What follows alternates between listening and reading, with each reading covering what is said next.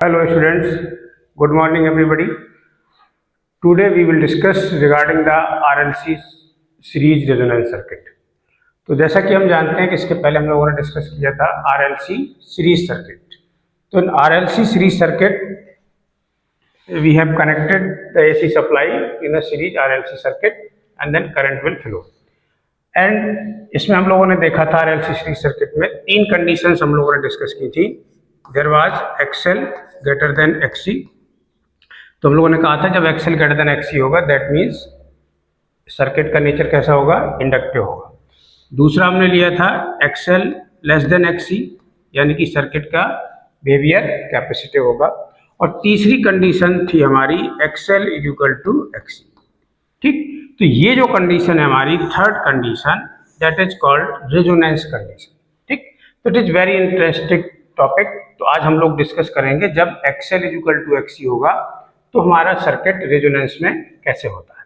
ठीक, तो रेजोनेंस समझने के लिए हम क्या है कि हमें सर्किट को ट्यून करते हैं. जैसे आप लोगों ने देखा होगा रेडियो को हम लोग ट्यून करते थे तो एक पर्टिकुलर फ्रिक्वेंसी पर रेडियो की आवाज हमें बिल्कुल साफ सुनाई देती थी. राइट, तो उसी तरह से हम लोग देखेंगे कि फ्रिक्वेंसी को चेंज करके किस फ्रिक्वेंसी पर सर्किट हमारा रेजोनेंस में होगा. यानी कि जब हम फ्रिक्वेंसी चेंज करेंगे तो एक ऐसी कंडीशन मिलेगी जहां पर XL is equal to XC आएगा. उस केस में हम कहेंगे कि सर्किट हमारा कैसा है, रेजोनेंस कंडीशन में है. ठीक, तो इसको थोड़ा समझने के लिए हम लोगों ने एक फेजर डायग्राम ड्रॉ किया था. दरवाजे फेजर डायग्राम.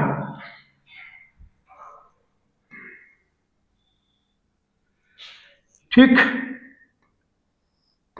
तो यहां पर हमारे पास XC, यहां पर करंट मानी थी हमने I, और I के ही फेजर में हमारा वोल्टेज होगा VR और यहां पर वोल्टेज होगा VL.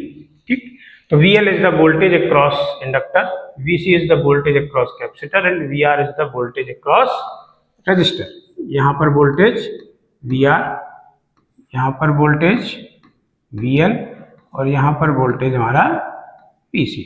ठीक, तो VL और VC आपके दोनों कैसे हैं, एक दूसरे से 180 डिग्री पर है. यानी कि इन दोनों का रिजल्टेंट मान लिया हमने इस केस में कि अगर हमारे पास VL बड़ा होगा तो रिजल्टेंट क्या मिलेगा, VL माइनस VC मिलेगा. और VR और VL माइनस VC का जब फेजर डायग्राम ड्रॉ करेंगे तो ये हमें यहाँ पर रिजल्टेंट वोल्टेज V मिलेगा जो इसके बीच के एंगल, करंट और वोल्टेज के बीच के एंगल क्या होगा, फाई होगा. क्लियर. तो ये VL माइनस VC भी हो सकता है, VC माइनस VL भी हो सकता है, depending upon the values of VL और VC. अब जब XL is equal to XC होगा, ठीक है, इसको देखिए जब क्या होगा, XL is equal to XC होगा यानी कि जब हम फेजर डायग्राम बनाएंगे और हमारे पास XL और XC या हम VL और VC कह सकते हैं. तो VL और VC जब ये दोनों एक दूसरे के मैग्नीट्यूड यानी कि पीक वैल्यू या RMS वैल्यू जब बराबर होगी तो इसका ये दोनों एक दूसरे को क्या करेंगे, कैंसिल आउट कर देंगे और केवल हमें क्या मिलेगा, VR मिलेगा जिसका वोल्टेज करंट के फेज में होगा. नहीं, रिजल्टेंट वोल्टेज किसके फेज में होगा, करंट के फेज में होगा. तो इस कंडीशन में हम कहेंगे सर्किट हमारा कैसा है, रेजोनेटिंग कंडीशन में है. ठीक, तो अब देखिए इसमें हम लोग क्या करेंगे कि हम बात करेंगे रेजोनेंस कंडीशन में जब XL is equal to XC होगा तो रेजोनेंस कंडीशन हमारे पास क्या क्या हो सकती है. ठीक है, तो हमें पता है कि Z जो है हमारा, Z बराबर कितना है, यहाँ हम लोग लिखते हैं कि Z जो इम्पीडेंस है Z is equal to under root R square plus XL minus XC, या इसको हम लोग XL डिफरेंस XC लिख सकते हैं. ठीक, तो पहली कंडीशंस क्या हो जाएगी, यहां से हम लोग कंडीशंस देखते रह जाएंगे.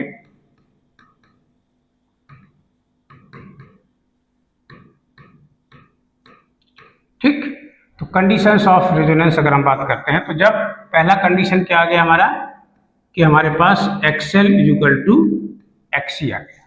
ठीक, तो अब देखिए जैसे ही हम XL is equal to XC impedance में रखेंगे तो क्या मिलेगा, Z इज इक्वल टू क्या मिलेगा, R. तो इंपीडेंस कितना मिलेगा, R. यानी कि हम क्या कहेंगे, R हमारी क्या होगी, मिनिमम वैल्यू होगी, क्योंकि ये जो प्लस में ऐड हो रहा था ये कैंसिल आउट हो गया. तो जेड मिनिमम यानी कि इम्पीडेंस कैसा होगा, मिनिमम होगा। तो हम यहाँ लिख सकते हैं कि इम्पीडेंस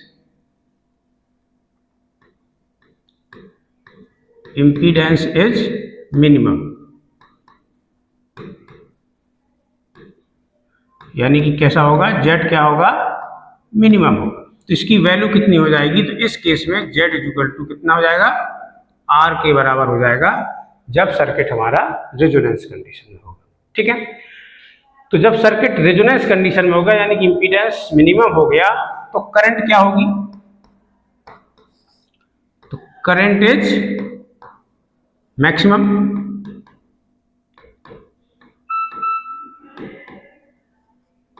करंट क्या हो जाएगी, मैक्सिमम हो जाएगी, बिकॉज आई बराबर कितना होता है, आई बराबर वी वाई जेड, और जेड है मिनिमम, तो करंट कितनी हो जाएगी, मैक्सिमम, यानी जेड की वैल्यू कितनी है, आर। तो आई कैसा होगा, मैक्सिमम होगा, उसकी वैल्यू कितनी होगी, V Y R. Okay, fourth condition देखिए क्या आएगी। फोर्थ कंडीशन, अब जब करंट मैक्सिमम हो गया, इम्पीडेंस हमने कहा कि रेजिस्टेंस के बराबर है, इसका सर्किट कैसा होगा, तो सर्किट हमारा सीधी सी बात है कि सर्किट कैसा होगा, प्योरली रेजिस्टिव हो जाएगा। तो circuit is purely resistive, circuit purely resistive हो जाएगा। जब सर्किट प्योरली रेजिस्टिव होगा तो इस मतलब क्या हो गया, वोल्टेज और करंट कैसे होंगे, सेम फेज में होंगे। इट मींस वोल्टेज और करंट कैसे हो जाएंगे, सेम फेज में हो जाएंगे।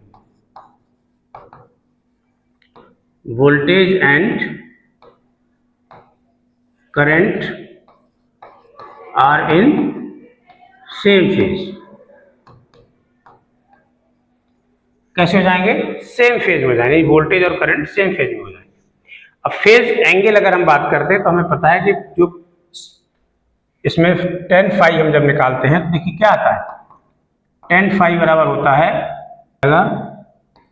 VL minus VC upon VR। ठीक, तो ये हमारे पास जो निकल के आएगा XL माइनस XC अपॉन कितना हो जाएगा, R के बराबर हो जाएगा। ठीक है, तो XL बराबर XC हो गया, यानी कि ये 0 हो गया, तो tan फाई कितना हो गया, tan फाई बराबर 0, तो फाई बराबर आ गया 0 डिग्री। तो फाई 0 डिग्री आ गया, यानी कि पावर फैक्टर की अगर हम बात करें सर्किट में, तो देखिए पावर फैक्टर कितना हो जाएगा, तो पावर फैक्टर जो होगा, तो पावर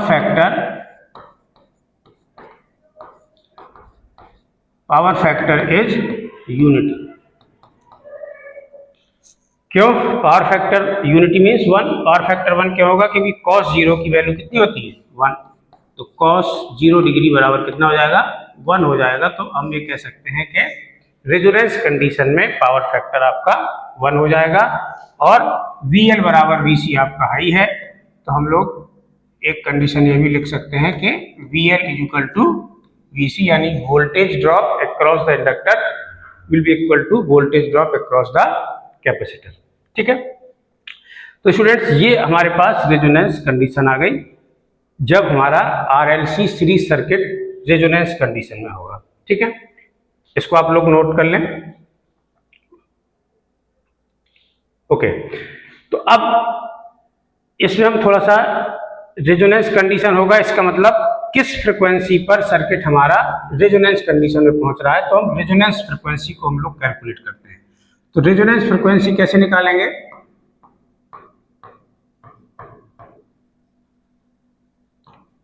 तो रेजोनेंस फ्रीक्वेंसी देखिए कैसे निकालेंगे, तो हमें पता है कि XL बराबर क्या है, XC के है। ठीक, तो जब XL इक्वल टू XC है तो XL इक्वल टू क्या है, ओमेगा इंटू L होता है, और XC की वैल्यू होती है 1 अपॉन ओमेगा C।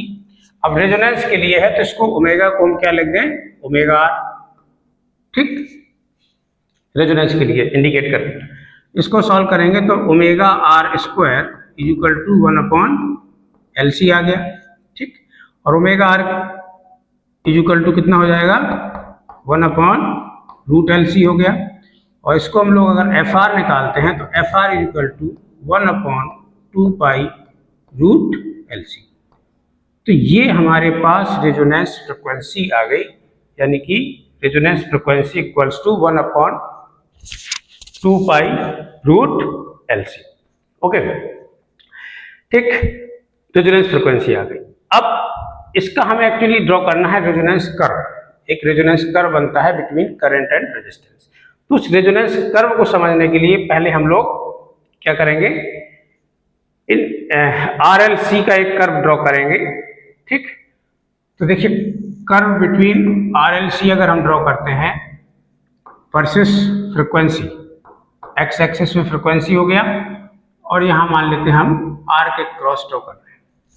तो रेजोनेंस कंडीशन में हमें पता है कि जो सर्किट होता है कैसा हो जाता है, प्योरली रेजिस्टिव, और R जो है आपका ये फ्रिक्वेंसी पर डिपेंड नहीं करता है। इसका मतलब R क्या होगा, कांस्टेंट होगा, ठीक, किसी भी फ्रिक्वेंसी के लिए, क्योंकि रेजिस्टेंस आपका फ्रिक्वेंसी पर वेरी नहीं करता है। ठीक, अब एक्सएल के लिए ड्रॉ करना है। तो हमें पता है कि एक्सएल बराबर कितना है, XL is equal to 2 pi f into L. तो एक्सएल किस पर डिपेंड कर रहा है, फ्रिक्वेंसी पर, यानी कि फ्रिक्वेंसी के प्रोपोर्शनल है।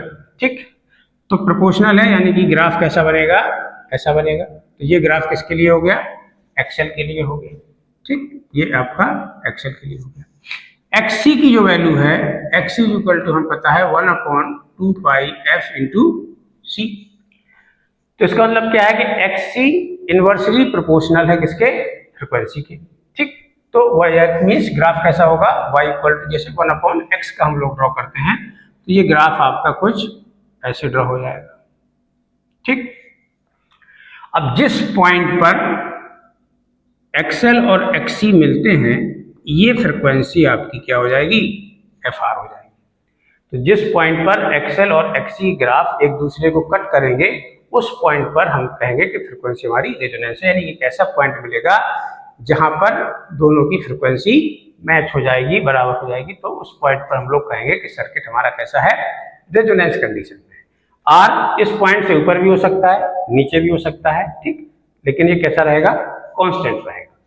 ठीक है, तो ये ग्राफ तो हुआ हमारा किसका, XL, XC और R वर्सेस फ्रीक्वेंसी।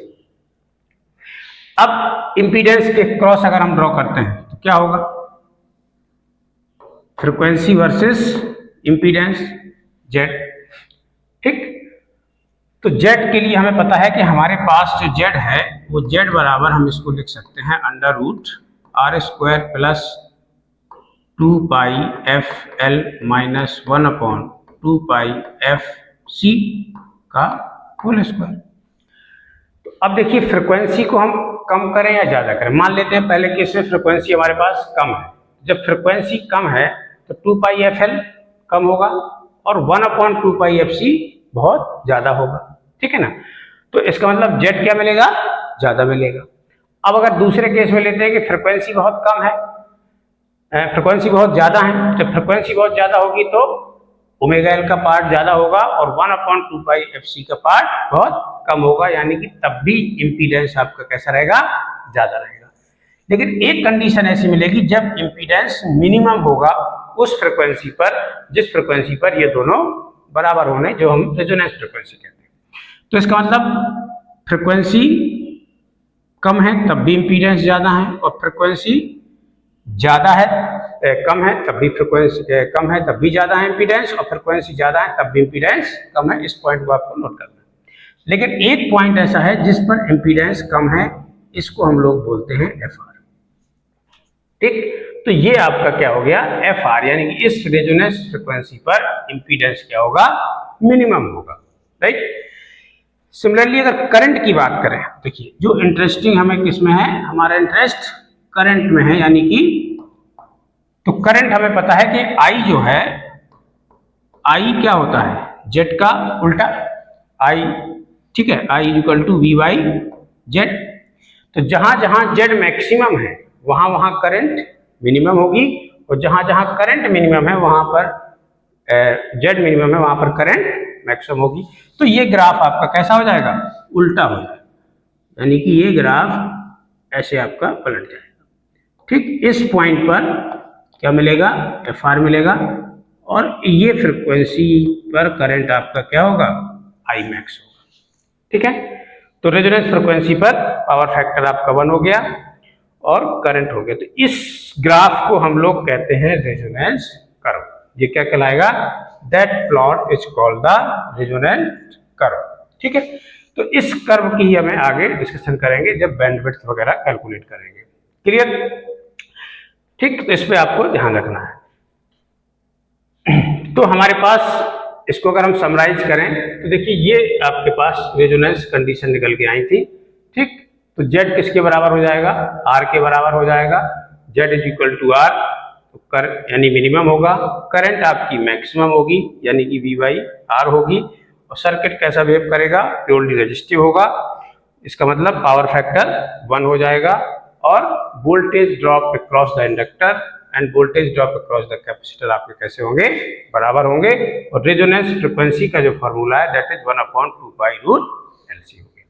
ठीक, तो इसका मतलब हमें पता है कि XL और XC दो ही फैक्टर हैं आपके। XL भी आपका फ्रिक्वेंसी पर वेरी कर रहा है और XC पर भी आपका फ्रिक्वेंसी पर वेरी कर रहा है।